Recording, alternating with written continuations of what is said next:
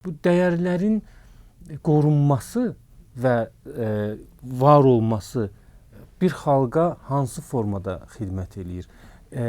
Bizə dəyər nə üçün lazımdır xalq olaraq? Biz dəyərlərə iki kateqoriyadan baxa bilərik də. Bazarlana bilən dəyərlər, yəni tirajlana bilən, dünyaya çıxarıla bilən dəyərlər. Bir də qiymət qoyulmayan dəyərlər. Hətta məsələn tarixi abidə olsun, xalqın bir ənənəsi olsun, o da turistik mahiyyət daşıyır və buradan ölkəyə pul gəlir və hansısa bir qazanc gələ bilir. Biz söhbət qanunla dəyərin qorunmasından gedir. Bu yaxınlarda bir hadisə oldu da, Şəhidlər Xiyabanı ilə bağlı, orada olan hərəkətlə bağlı. Hamı tələb elədi ki, mütləq hər şəhid məzarına, hər Şəhidlər Xiyabanına polis qoyaq. Amma Şəhidlər Xiyabanının qoruyucusu cəmiyyətdir. Yəni qanunla dəyərin qorunması dövlətin borcudur və bunu etməlidir. Amma bu qanunla qorumaqdan daha üstün bütövlükdə cəmiyyətin bu prosesi anlayaraq bunu qorumasıdır.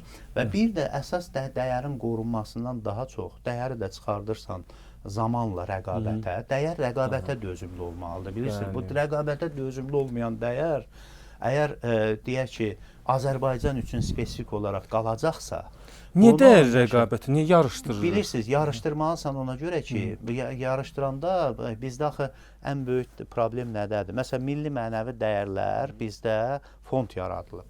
Bu fond haran tabeliyindədir? Dini qurumlar üzrə Dövlət Komitəsinin. Amma Mədəniyyət Komitəsinin tabeliyində deyil, düzdürmü? Demək, bu fərq nədən göstərir? Demək, biz inanc cəmiyyəti olaraq burada olmalıdır bizim dəyərlərimiz. Amma düşüncə cəmiyyəti olaraq orada olmalıdır.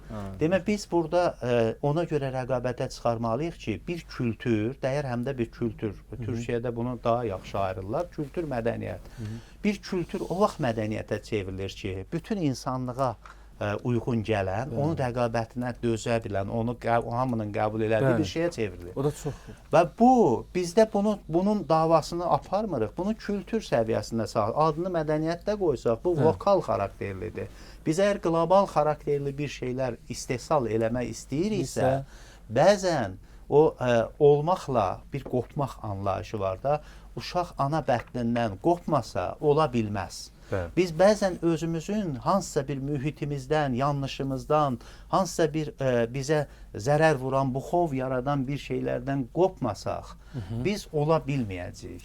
Bax, bunun üzərində düşünməliyik və qloballaşma üzərində bir dəyərimizin kültür səviyyəsindən çıxaraq mədəniyyət amilinə çevrilməsinə çalışmalıyıq. Onda artıq biz vizyon olaraq da bir mühafizəkar, qoruyucu insan tipi yox, yaradıcı insan tipinə çevrilə biləcək.